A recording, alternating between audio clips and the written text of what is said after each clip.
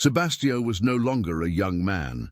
The years on the road had marked both his body and his soul. For decades, he had been the driver for important people, politicians, businessmen, religious figures. But now, in his old age, he felt forgotten by the world. His life had become lonely, marked by memories of times past. However, something unexpected happened. He received a call to go to the convent of San Giovanni Rotondo. The letter, signed by one of the monastery's friars, stated that Padre Pio wished to see him. But why? Sebastião had never met the saint in person. It made no sense.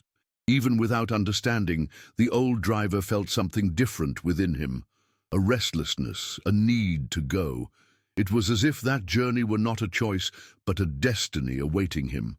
He gathered the few savings he had and set off. The road was long and tiring, and his body could no longer endure the distances of before. But finally, he arrived at the convent. When he saw the tall gates and the movement of pilgrims, a shiver ran down his spine. He didn't know what awaited him, but he knew that his life would change there. As he approached the entrance, he was greeted by a young friar in charge of receiving visitors. The young man, with an arrogant and impatient demeanor, looked Sebastião up and down and frowned. His clothes were worn, his shoes dirty from the road, his hands calloused by time. "How may I help you?" the friar asked, making no effort to be welcoming. Sebastião took the letter he had received from his pocket and handed it over, saying quietly, "I came at Padre Pio's request." The young friar took the paper, read it quickly, and let out a mocking laugh. "Are you sure, sir? Padre Pio receives many people, but not just anyone." Sebastião felt his face heat up with shame. "Yes, I'm sure," he insisted humbly. But the friar simply shook his head. "We have no record of your visit. You must be mistaken. This is not a place for beggars." Those words struck Sebastião like a sharp blade. He was not a beggar, but at that moment he felt smaller than ever. Some of the pilgrims waiting near the entrance observed the scene, whispering among themselves. Sebastião lowered his head, clutching the letter with trembling hands. He could have insisted, argued, demanded that they check, but something inside him told him that he only needed to wait. If Padre Pio had indeed called him, then he would find him. With a heavy sigh, he sat on a stone bench near the gate and closed his eyes, trying to hold back tears. He didn't know it, but at that moment someone was watching him from afar, and this story was far from over.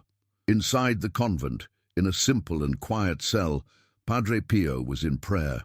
The holy friar spent long hours like this, conversing with God, interceding for the souls that came to him seeking comfort. But at that moment something troubled him. His heart felt heavy, as if someone in suffering was waiting for him. Without looking up, he sighed deeply. "They are making my brother wait," he murmured. A few minutes later, one of the older friars entered in a hurry. "Father, there's a man outside. He says he was called by you." The friar hesitated before continuing, but the brothers did not believe him and asked him to leave. Padre Pio slowly opened his eyes and looked at the friar with a serious expression. "You did not believe him either?" he asked. The friar lowered his head, ashamed. Nothing more needed to be said. Padre Pio got up without delay. "Where is this man?" he asked, already walking toward the exit. The friar tried to follow him, but fell behind. There was something in Padre Pio's urgency that no one completely understood. When the saint crossed the convent's courtyard and reached the gates, his eyes fell upon Sebastião, who was still sitting on the stone bench. The old driver did not immediately notice his approach, but he felt a shiver run up his spine. It was as if an invisible presence was enveloping him.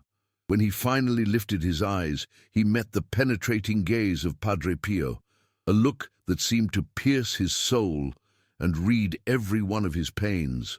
Time seemed to stop. The murmurs of the surrounding pilgrims ceased, and then, to everyone's astonishment, Padre Pio opened his arms and embraced Sebastião. It was a firm, strong embrace, like that of a father reuniting with a son after years of separation.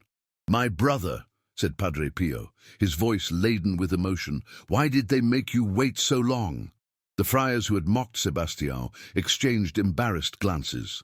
The young friar who had looked down on him stood motionless, his face pale, feeling an unbearable weight in his chest. Sebastião, for his part, felt tears welling up uncontrollably. That holy man, whom he did not even know, embraced him as if they were long-time friends. The humiliation he had suffered moments before vanished. All that remained now was an inexplicable certainty. God had brought him there for a reason.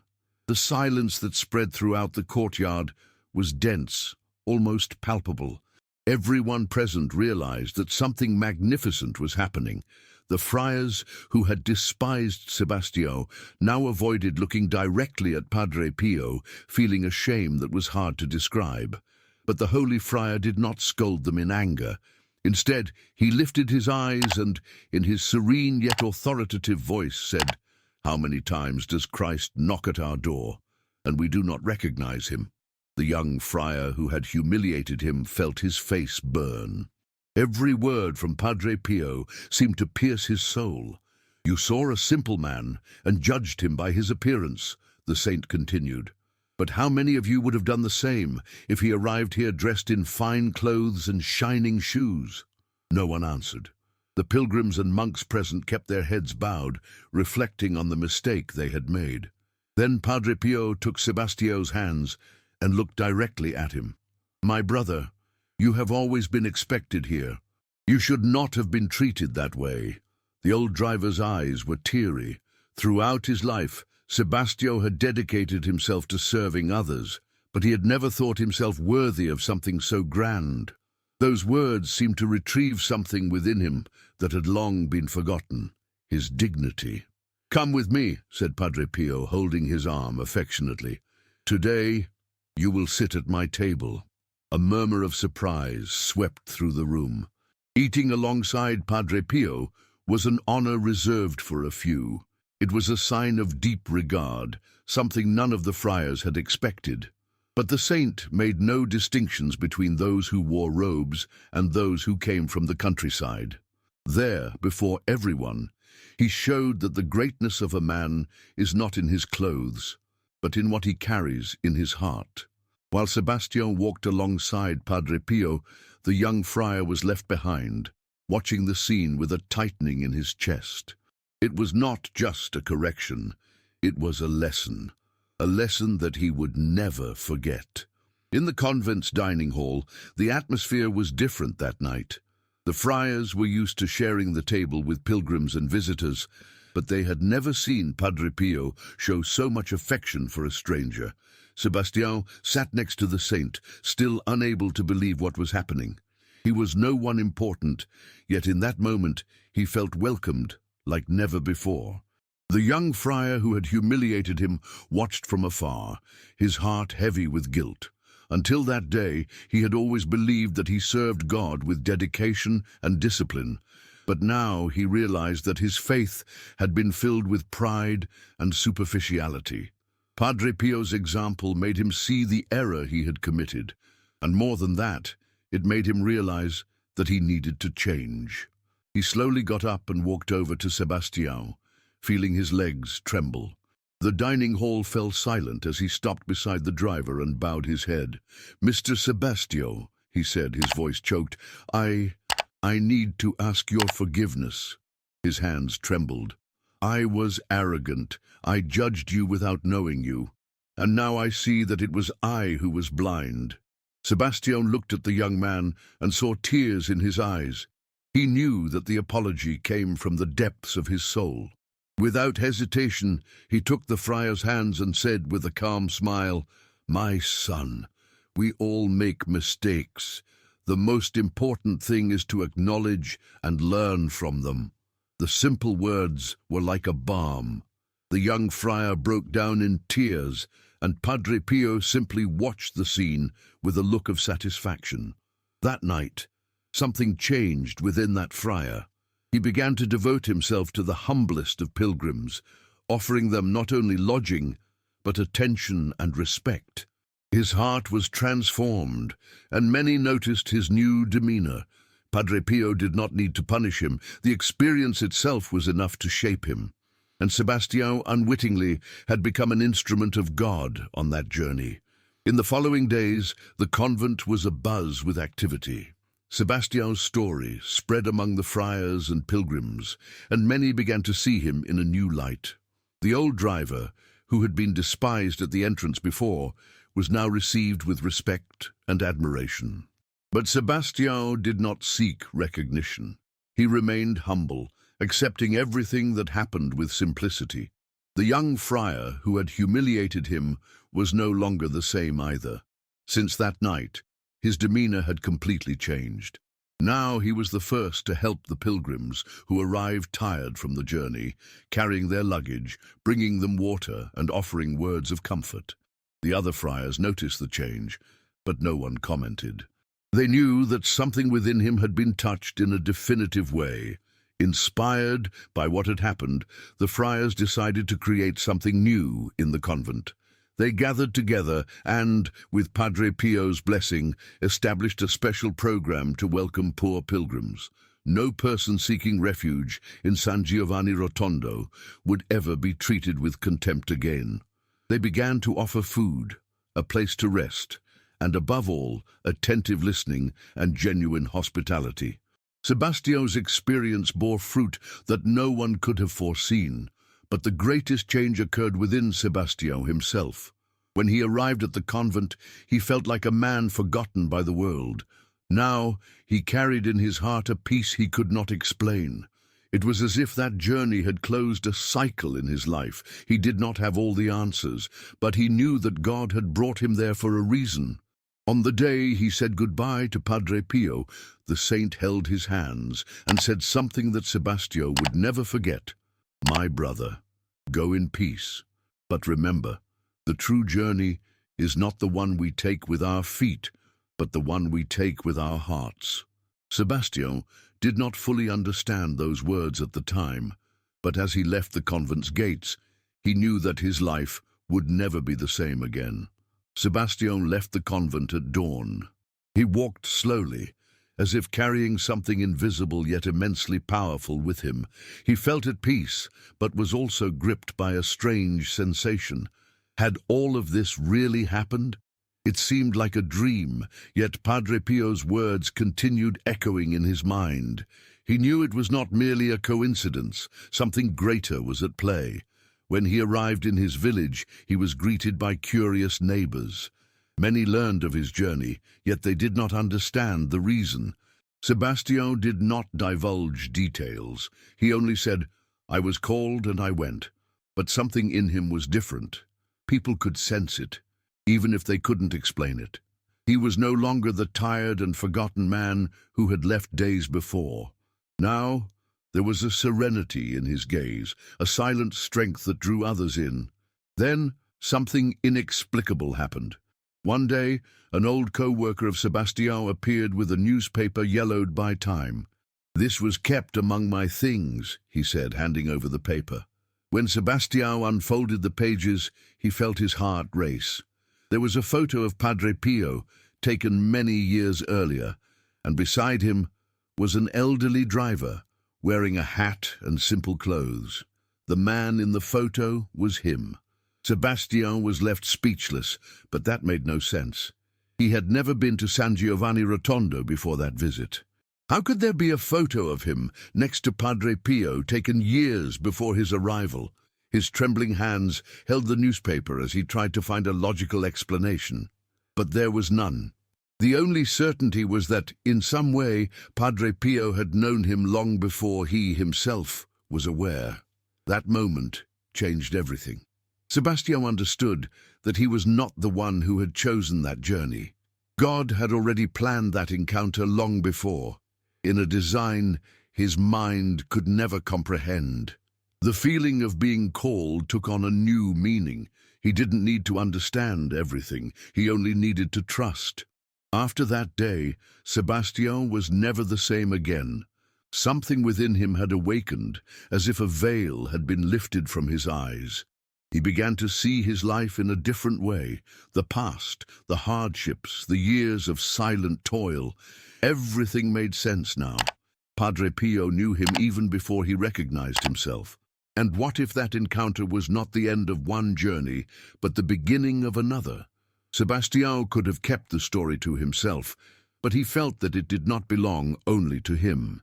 He began to share what he had experienced with those who were distressed, who felt forgotten or without direction. And with each retelling, he saw in the eyes of his listeners something he recognized: hope. His testimony began to spread throughout the village and then to neighboring towns. People wanted to listen. They wanted to believe that miracles still happened. One day, a young man sought him out. He was going through difficulties and felt that God no longer listened to him. Crying, he said, "Do you think God still remembers me?" Sebastião took his hands and smiled. "My son, I spent my whole life thinking I was invisible, but God saw me from the very beginning.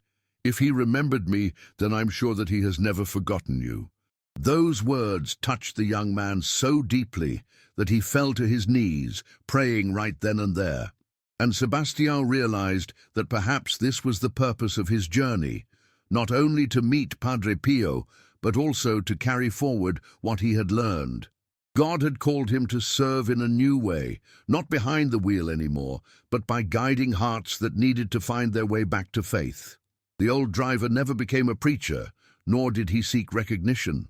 But wherever he went, he spread his story, and people were transformed. It was as if Padre Pio's presence lived on in every word Sebastião spoke. He didn't have all the answers, but he now knew one thing for certain: God does not forget anyone. Years passed, and Sebastião continued his silent mission. He did not see himself as a special man, yet many sought him out to hear his story, looking in it for a sign that God was still working in the world. He never grew tired of recounting his experience with Padre Pio, how he was humiliated and then embraced, and about the mystery of the photo that no one could explain. Every time he recalled that embrace, he felt as if the saint were there, present, guiding his steps. But Sebastião's body no longer had the strength it once did. Time was exacting its toll. One day, feeling an unusual fatigue, he knew that his journey was coming to an end. There was no fear, only gratitude. He retreated to his small house, sat by the window, and spent the day in prayer. He asked God to allow him to see Padre Pio once more, even if it were in a dream. And then, that night, something happened. While he slept, Sebastião dreamed that he was once again in the convent's courtyard. The sky was gilded by the sunset, and before him, Padre Pio was waiting, smiling. He looked just as he had on the day they met, with the same deep and serene eyes. "My brother, you have made a good journey," said the saint. "Now it is time to return home." Sebastião felt warmth take over his chest.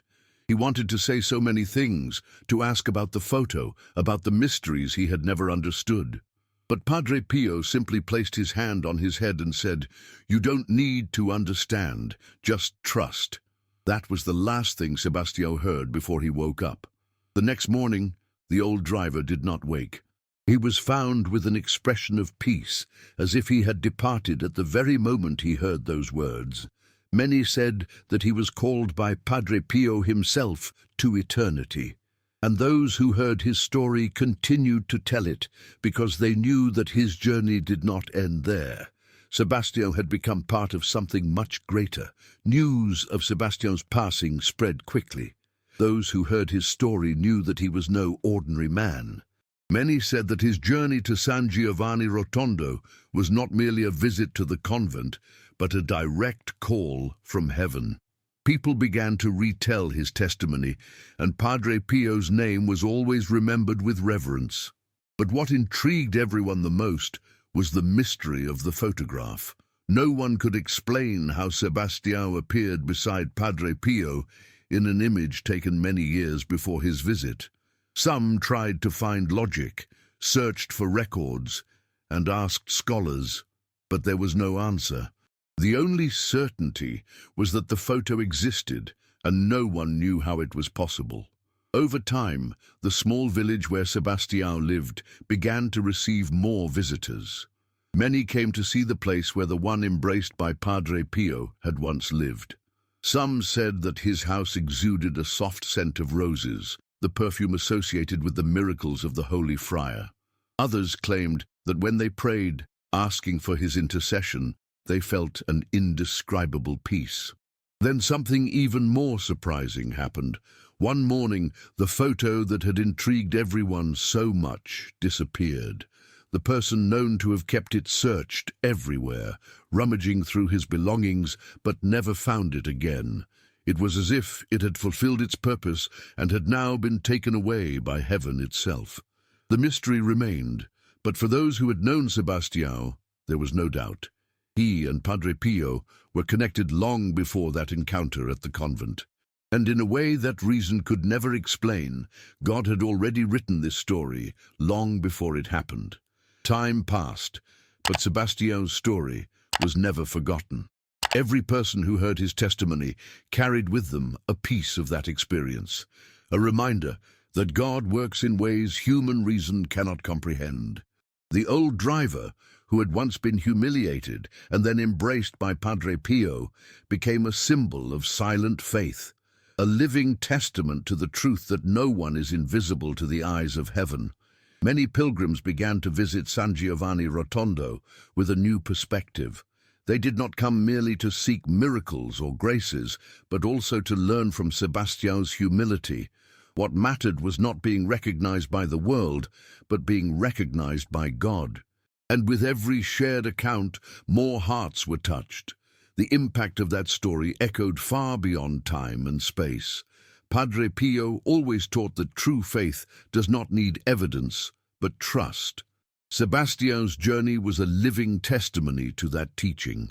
God called him when he least expected it, and he responded without question, and by trusting he received far more than he expected, an encounter that changed his soul forever. Perhaps we will never know the true meaning of the mystery of the photo, nor can we explain why Padre Pio already knew Sebastião even before he arrived at the convent. But do we really need to understand? Or is true faith found in accepting miracles without demanding explanations? After all, some mysteries are not meant to be solved, but to strengthen our trust in God. And now, this story comes to you. If it touched your heart, share it with someone who needs this message of faith. Join our community to strengthen your faith and be inspired by real testimonies. Subscribe for more inspiring stories of miracles and overcoming.